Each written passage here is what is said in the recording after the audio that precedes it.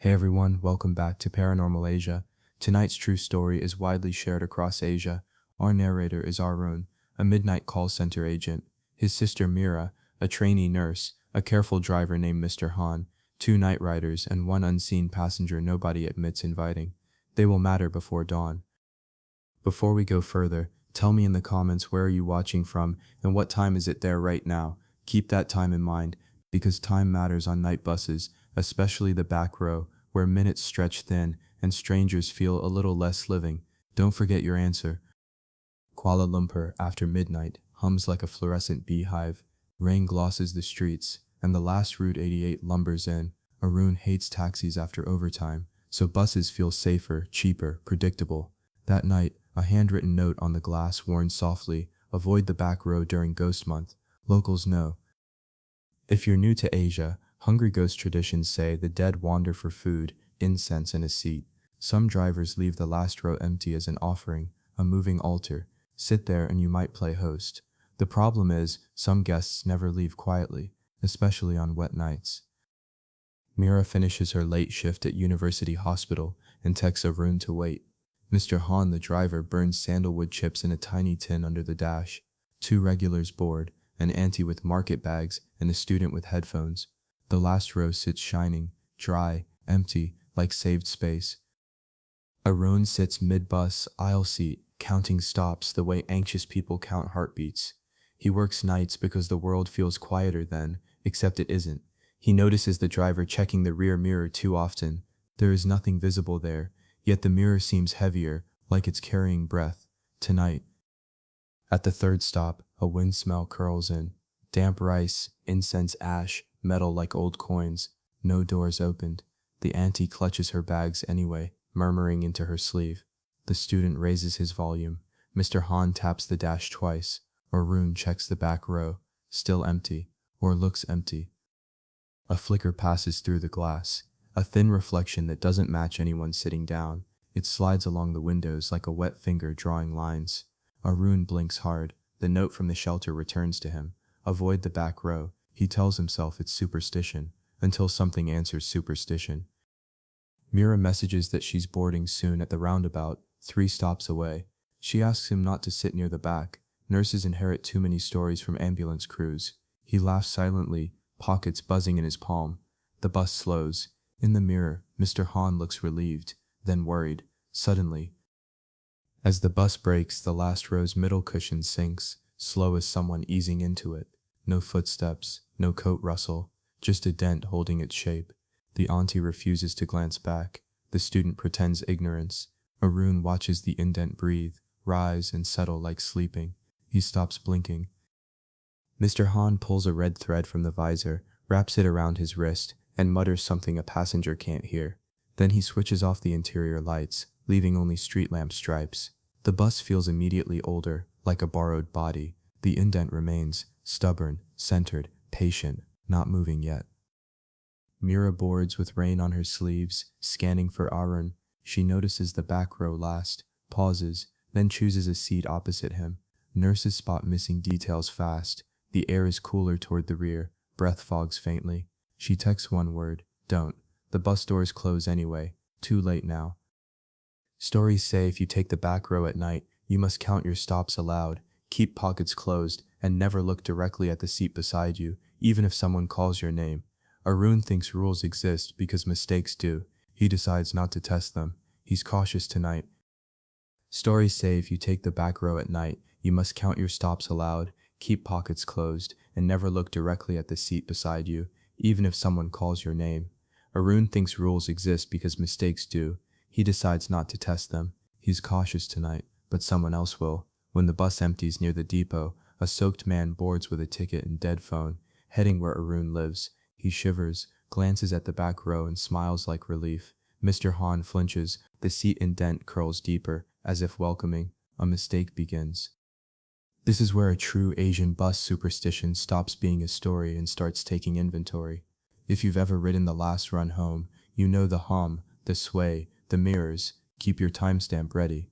When he sits in that back row, count who steps off and who doesn't.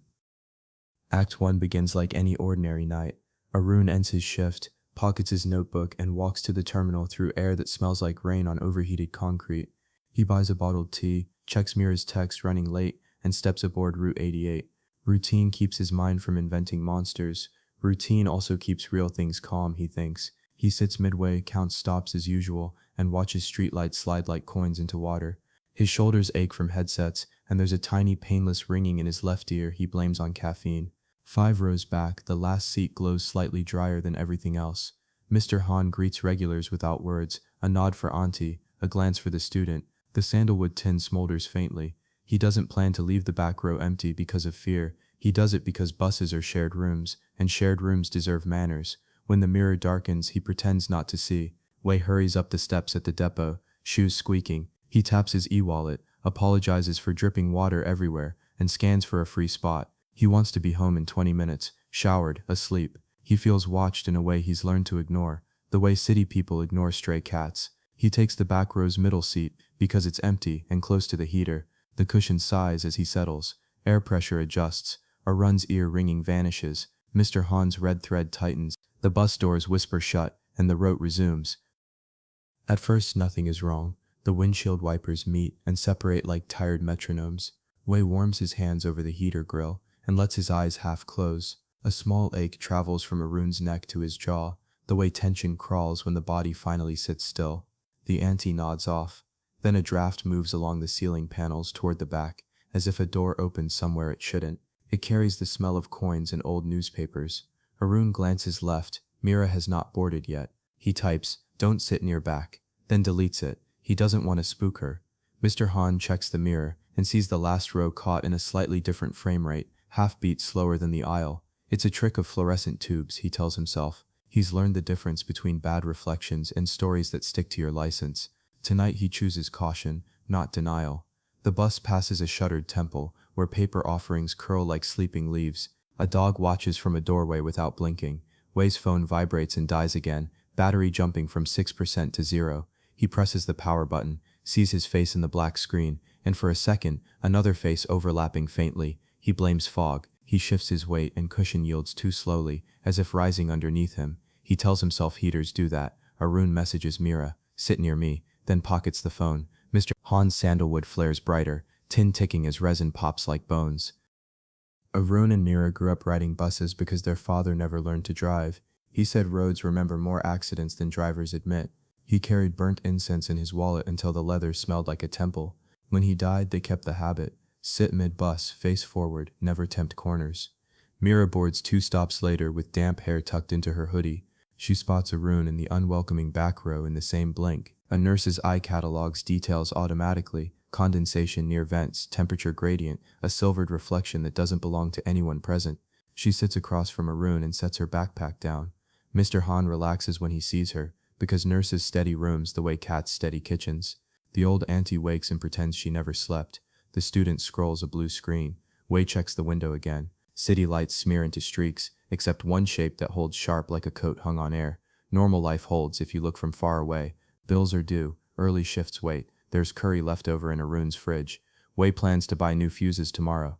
Mr. Han promises himself a cigarette after the terminal. Yet the bus hum slides half a note lower. Heater breathes in, not out. Arun rubs ear. The ringing hasn't returned. Silence presses like altitude. Mira texts him word, cold, and flexes her fingers. Mr. Han signals a lane change, though no cars. Habits save lives. Habits open doors when something asks and you're tired to refuse. The driver slows near a construction site where scaffold nets billow like jellyfish. Traffic cones bloom in the rain. A gust pushes through the aisle and lifts a napkin from beneath the auntie's shoe. It floats backward, lands on the last row, and sticks upright as if glued by breath. Arun watches it and feels his scalp tighten. He thinks of superstition as etiquette for rooms you can't see. Don't boast. Don't whistle at night. Don't point at the moon. Tonight add, don't sit in the back row, not when roads are slick and months are hungry and names feel fragile. Mira counts the riders, a nurse's habit after disasters. She counts again, then stops counting. The numbers feel correct and wrong at once, like remembering a dream after toothpaste. She wonders if the temple bells rang earlier, or if her ears are imagining leftovers from the ward's monitor alarms. Wei leans forward to adjust the heater grill. His breath fogs in a tight oval, not matching the bus's sway. When he sits back, the The cushion seems to welcome him with a delayed hug. He tells himself fatigue reshapes physics. Mr. Han keeps his eyes on wet lanes and pretends the mirror isn't heavier. The sandalwood tin ticks once. The student's headphone cable trembles and settles. A smear on the window clears from the middle outward, as if a finger pressed from outside and slid away. Someone back exhales without lungs. If you've ridden late, you know. Breath. Ignored it. At the next stop, no one boards. Still weight shifts at the back, the polite settling of someone repositioning their legs.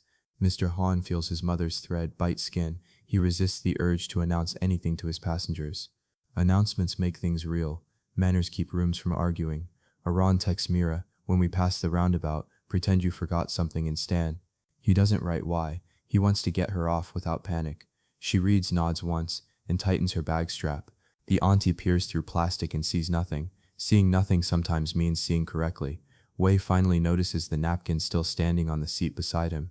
He reaches for it, then thinks better, because touching things that behave too perfectly is a way of saying yes to whatever holds them. He slides one seat over. The cushion he leaves rises very, very slowly, like bread. A street lamp fails outside, then returns. The mirror swells with shadow and shrinks. Mr. Han signals left and right with no cars present, a superstition disguised as courtesy. The bus glides into the roundabout's curve.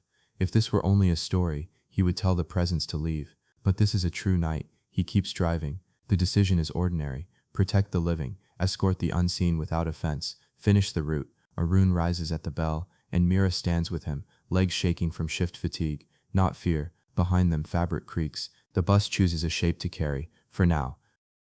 When Arun and Mira step into the aisle, the bus feels longer than it should. Their footsteps echo faintly, a hollow chamber tone out of place in a vehicle built of metal and cloth. Mira clutches her bag, heartbeat sinking with the engine's growl. She wants to tell Arun what she counted earlier, one too many passengers, though her math kept resetting. She decides silence is safer. Nurses know when speaking invites things closer. Wei shifts again in the back row, and the cushion moves oddly, as though two bodies are negotiating space. He rubs his arms, but the heater blows cold now. The auntie mutters a prayer, more to herself than anyone, refusing to turn around. The student keeps scrolling, though his thumb trembles like someone fighting sleep. Mr. Han notices his breath fogging inside the cab. He's driven countless nights through storms, accidents and power outages, but never felt the air turn grave cold from behind him. He flicks his mirror upward so it no longer shows the seats. A driver who doesn't look can't be accused of disrespect. Yet his hands sweat on the wheel. Arun pretends casual, leaning to press the stop bell, but he feels resistance like the button pushes back. Mira notices. They exchange a look, small but sharp, the kind siblings share when fear confirms itself. The next stop is minutes away, but already the air tastes metallic. Something unseen is choosing who disembarks and who remains. The bus hums lower, patient as breath being held. The roundabout passes, streetlights flicker in sequence, one after another, as if the bus drags a pocket of dimness with it. Arun swallows hard, the lump in his throat heavy like swallowed coins. Mira touches his sleeve to ground herself, but even fabric feels cooler than normal. Wei scrolls his dead phone, screen black but still reflecting faint movement, something sitting closer than he knows. He shifts left, closer to the window. That's when condensation appears inside the glass, drawing patterns with invisible fingertips. At first just spirals, then strokes forming characters neither he nor Arun can recognize. The auntie closes her eyes fully. Pretend sleep keeps spirits from engaging, at least according to tradition. She grips her bag handles so tight the plastic cuts her palms. The student whispers to himself, words drowned by his music. Everyone is awake now, but no one admits it. Mr. Han adjusts his thread, now damp from sweat. He thinks about pulling over, but stories say abandoning a spirit mid-route offends it. You must carry it to the terminal, let it leave on its own. He keeps driving. Then, Mira hears it, breathing, not Arun's, not hers. It comes from behind Wei, deeper than lungs, steady as a tide. She texts Arun, don't look back. He reads, freezes. Too late, his eyes flicker to the mirror's corner, just enough to catch the outline of a head bent forward, hair dripping, shoulders that never quite resolve into clothing. He grips the seat, pretending he saw nothing. The bus keeps moving, slower now. The city thins into outskirts, shuttered shops, flickering neon, distant dogs. Arun checks the time, 1:32 a.m., and wonders why the ride feels double long. Mira scrolls her phone for distraction, but all her saved photos glitch, faces repeating twice, eyes blurred out. She locks the screen and clenches her jaw. Wei, restless, finally whispers, "Cold." It slips into the aisle like steam, though he didn't mean anyone to hear. Arun hears it, Mira hears it, Mr. Han hears it. The auntie cracks one eye, then squeezes it shut again, pretends sleep is safer. From the back row comes a slow drag, the unmistakable shift of weight across vinyl, but nobody rises, nobody walks, just that creeping adjustment, like someone growing comfortable. The air pressure dips, ears pop, and Arun swears his chest tightens. The bus windows glaze with frost despite humid rain outside.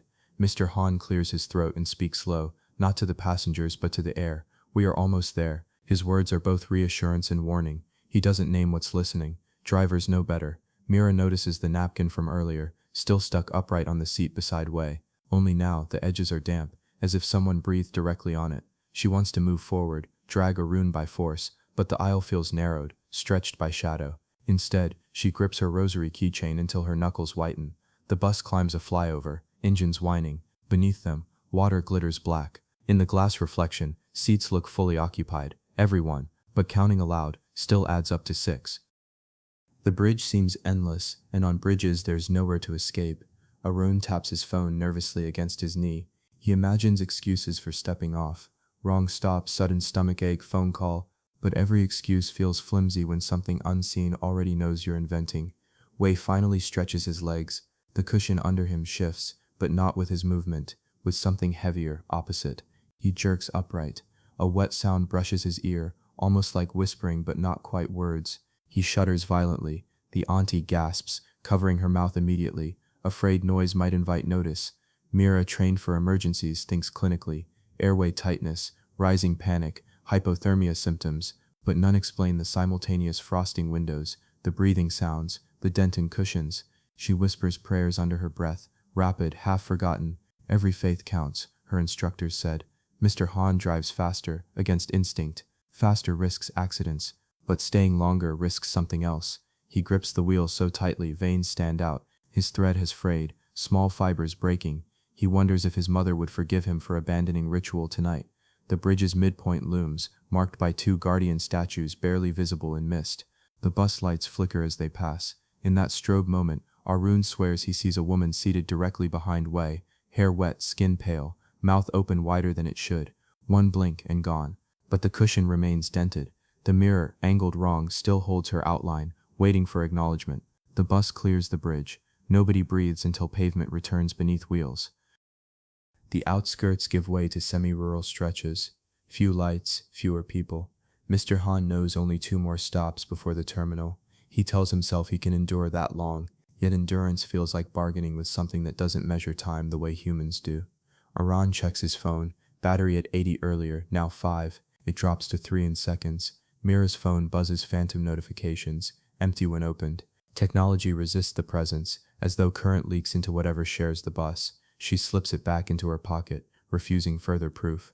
Wei presses himself to the window, shoulders hunched. He whispers again, "Cold." This time, frost creeps from his seat toward the aisle, a visible film. The student finally looks up, rips out his earbuds and stares. He doesn't speak, eyes wide, mouth clamped, body frozen. The auntie mutters louder, prayer tripping over itself. Her market bags rustle though she isn't moving.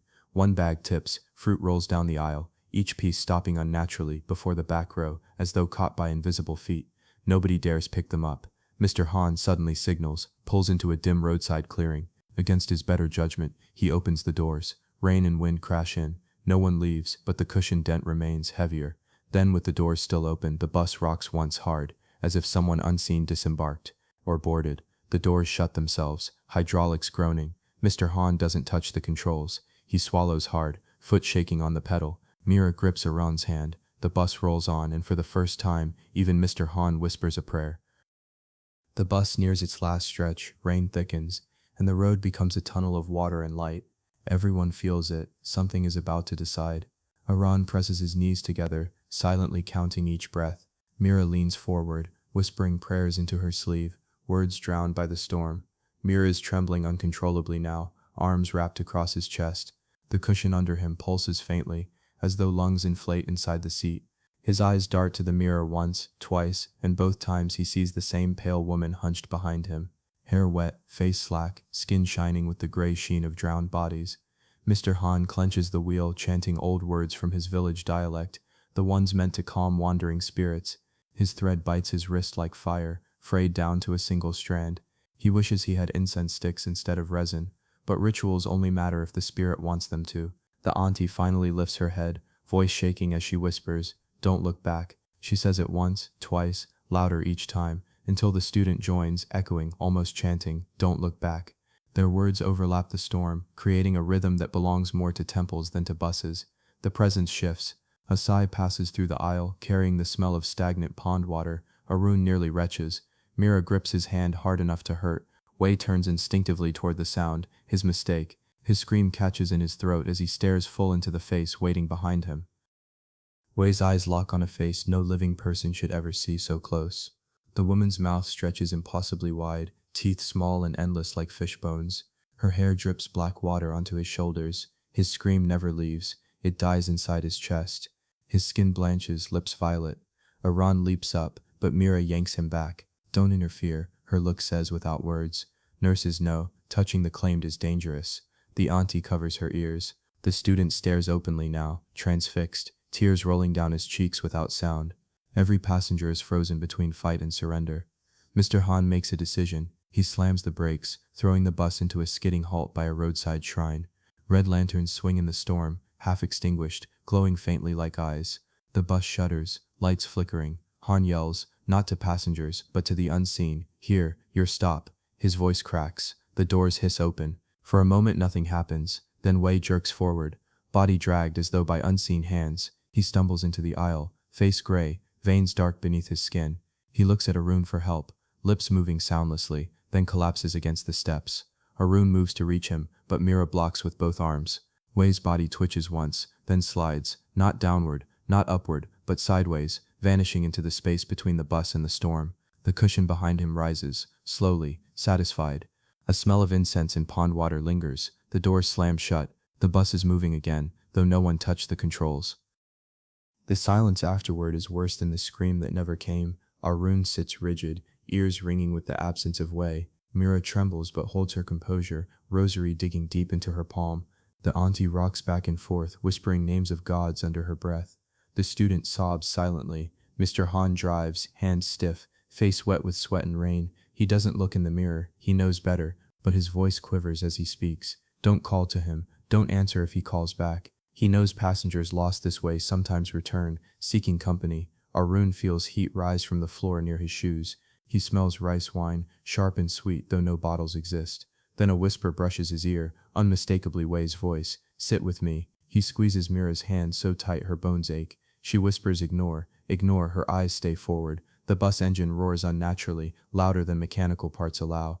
The world outside blurs into streaks of black and white, headlights vanishing. It feels like driving inside an endless tunnel of water. Arun realizes they are between places now, neither city nor countryside, carried where the dead travel. Mr. Han bites his lip until it bleeds. He knows the rule, never stop halfway. The bus must reach terminal, where shrines wait to receive offerings. If he fails, all aboard risk becoming offerings themselves. He presses the accelerator. Tires hiss, road vanishes beneath them. The presence lingers, patient, dissatisfied, searching for another seatmate. Mira's nursing instincts battle superstition. She wants to check Wei, even though he's gone. Her hands twitch, but she forces them still. She recalls ambulance stories, paramedics finding extra patients strapped in stretchers, bodies that never reached the morgue. She realizes tonight she is inside one of those tales. Arun's eyes blur. He counts the passengers again. One auntie, one student, Mira himself, 4 living, but his chest insists 5. That weight presses on him like another rider leaning too close. He feels fingers brush his sleeve, cold, damp. He jerks away, nearly shouting. Mira mouths, "Don't acknowledge." The auntie suddenly stands, defying the rules. She staggers to the front and kneels in the aisle, pressing her forehead to the floor. "Take my prayers, not my place," she begs into the wood.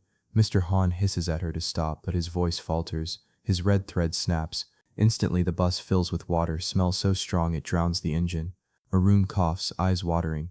Mira grips the seat back, fighting nausea. The student begins laughing hysterically, laughter bending into sobbing, then silence. His phone screen lights without power, showing faces pressed against glass, dozens, maybe hundreds, each trying to board. Mr. Han slams the dashboard. "Not mine, not mine," he shouts into the storm. The bus jolts. For a second, Arun feels weight lift. replaced by an emptiness that feels even worse. The cushion at the back flattens, then inflates again as though another body has taken Wei's place. Something isn't finished yet. The final stop approaches, an old bus terminal, ringed by food stalls, most shuttered. A single shrine glows faintly in the corner, incense still burning from earlier prayers.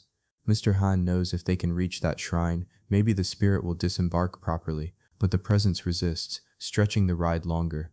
The bus slows painfully, tires squealing. Inside, time bends, a rune blinks, and the street outside repeats 3 times. The same noodle stall, the same lantern. Mira whispers, looping. She knows ghost journeys sometimes trap the living. The only way out is ritual, if anyone remembers enough to perform it. The auntie, still kneeling, begins chanting louder. Words break into sobs, but rhythm holds. Mira joins, voice shaky but steadying. Even the student mutters through clenched teeth. Arun forces his throat open and adds his voice. Together, their rhythm fills the aisle. For a moment, the bus feels lighter. The cushion dents violently, as if something slams its fists in rage. Frost spiders across the windows. Lights flicker. Mr. Han presses the accelerator, tears streaking his cheeks. Ahead, the shrine glows brighter, as though recognizing the struggle. At last, the bus screeches into the terminal lot.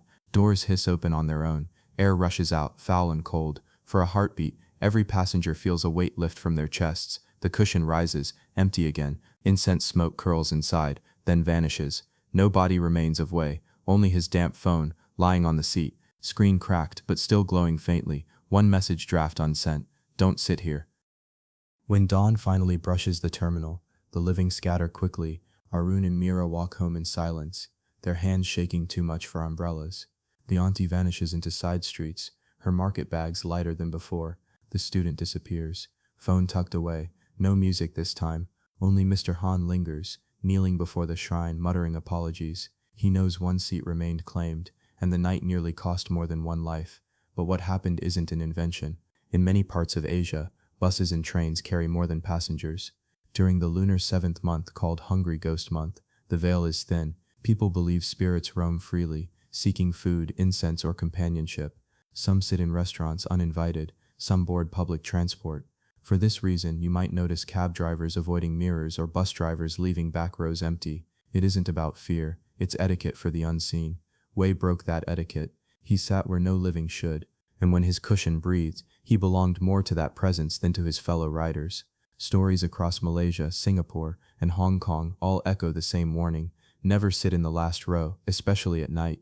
Empty space is not always empty. Sometimes it is reserved, and if you take it, you inherit what waits. To understand why, think of how offerings work. In Taoist and Buddhist households, families burn incense, joss paper, even miniature paper cars or houses for the dead. The belief is simple: the afterlife mirrors the living world, and spirits need resources. When these offerings are burned, smoke becomes currency. But travel itself also matters. Spirits move like us. They ride boats, taxis, even buses. This is why some drivers quietly set aside a seat, not for safety, but as an offering in motion. Just as you wouldn't eat food set on a grave, you shouldn't take a seat set aside for ghosts. Many bus companies never admit this aloud, yet you can spot hints: drivers tapping dashboards before tunnels, leaving a row suspiciously dry on rainy nights, or lighting incense near mirrors. Small rituals keep balance. Across Asia, there are reports of passengers boarding but never leaving. Conductors remember ticket numbers that don't add up. Mirrors catch reflections of figures nobody else notices. And always, the back row carries weight. Perhaps it's symbolic, furthest from the driver, furthest from protection, closer to shadows. Or perhaps it's practical, 5 seats wide, the perfect altar space. Whatever the reason, folklore insists it isn't superstition, it's survival. Some skeptics argue these stories are illusions born from fatigue. Night workers ride last shifts, call center agents, nurses, delivery drivers, people who see exhaustion as part of life. Tired eyes conjure shapes, tired ears mistake wind for whispers. From a scientific view, condensation, sound distortion, or hypothermia can explain much. But in Asian culture, practical explanations don't erase ritual. Ritual fills the gap science leaves. A driver may understand dew points, yet still hang a red thread above the dash. A nurse may understand hallucinations, yet still whisper a prayer, because in the dead of night, on a bus rolling through storm-soaked streets, certainty is impossible. Better to show respect. Folklore says if you ever hear your name whispered from the back row, never turn. If your phone screen glows without reason, pocket it quickly. If fruit rolls toward the rear seats, don't pick it up. And above all, never sit in the middle of the back row at night. That space belongs elsewhere. Ghost Month isn't only a festival, it's a reminder that the living share space with the forgotten. Ignoring that reminder means offering yourself in place of incense. Way's missing body is not a mystery to locals. They would simply nod and say, he sat where he shouldn't. The back row claimed him. There are other versions of this story across Asia. In Hong Kong, passengers describe phantom women boarding double-deckers, riding silently and vanishing mid-route. In Singapore, night bus drivers avoid parking near cemeteries, not for crime but for company they didn't invite. In rural China, entire rows are roped off during Ghost Month labeled reserved. Outsiders laugh, locals don't. Even taxis hold rules. If you ever ride alone and the driver hangs a cloth over the passenger mirror, don't ask why. Some claim mirrors allow spirits easier passage. Others insist reflections hold more than light. For buses, the rule remains constant. Don't occupy the last row unless the driver tells you it's safe. And even then, look for signs, ashes near vents, sandalwood resin on the dash, red threads tucked in corners. Drivers don't leave these by accident. It might seem strange setting boundaries with the unseen, but think of it as manners. You wouldn't sit at a stranger's family table without invitation. Why should buses or trains be different? The journey belongs to everyone, seen or unseen, and sometimes all it takes to keep balance is one seat left empty. So when Wei ignored that courtesy, he wasn't unlucky, he was impolite to something that demanded more, and the penalty for impoliteness, at night, in a moving vessel, is steep. The last row doesn't forgive, it remembers who sits there. So what do we take from this? That ghosts ride buses? That tired workers imagine too much? Or that respect for old traditions sometimes saves lives, where explanations cannot? The truth is simpler. Whether or not spirits occupy those seats, the rules persist, because enough people vanished, enough nights ended wrong. Paranormal Asia brings these stories not to frighten you, but to share what countless travelers whisper. They'll tell you, never whistle at night, never point at the moon, and never ever sit in the back row of a bus after midnight, because once the cushion breathes under you, it may not release you, and maybe that's the twist hidden in plain sight. These tales aren't only about death, they're about travel, movement, transition. Buses carry people between destinations. Spirits ride them for the same reason, to move between worlds. One seat is theirs by right.